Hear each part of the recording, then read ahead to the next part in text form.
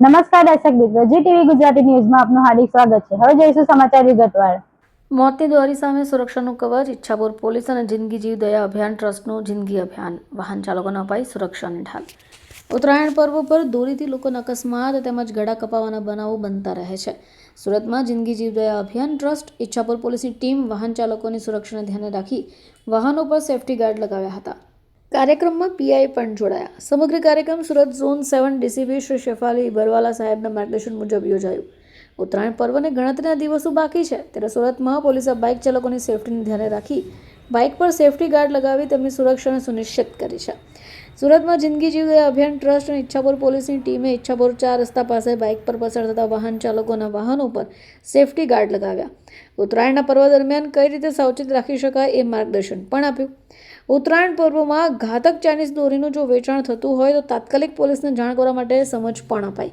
Chinese દોરીનો ઉપયોગ ન કરવાની અપીલ કરાઈ। ચાઇનીઝ દોરી ખરીદવી અને વેચવું બંને જ ગુનો છે।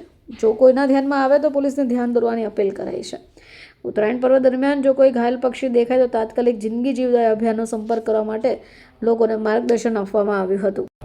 સુરત શહેરના પોલીસ કમિશનર શ્રી અનુપમસિંહ ગેહલોત સાહેબની સૂચનાથી અને ડીસીપી શ્રી ઝોન 7 સાહેબ શેફાલી બરવાલ સાહેબના માર્ગદર્શન હેઠળ આજરોજ ઈચ્છાપુર પોલીસ સ્ટેશન ખાતે જિંદગી જીવ દયા અભિયાન ટ્રસ્ટના સંકલનમાં રહીને 2-વ્હીલર બાઇકમાં ગાર્ડ લગાવવાનો પ્રોગ્રામ કરવામાં આવેલ છે।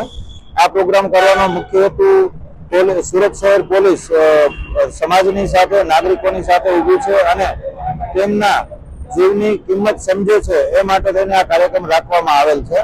આ કાર્યક્રમ દરમિયાન 2-વ્હીલરમાં કુલ 200 જેટલા ગાર્ડ લગાવવામાં આવ્યા છે, જેથી કરીને આવનાર ઉત્તરાયણ પર્વમાં કોઈ પણ પ્રકારની દુઃખદ ઘટના ના બને, કોઈનો જીવ ગુમાવે નહીં કે કોઈ પણ નાનું બાળક છે તો પોતાનો જીવ ગુમાવે નહીં, એ માટે સુરત શહેર પોલીસ સતત કાર્યશીલ છે।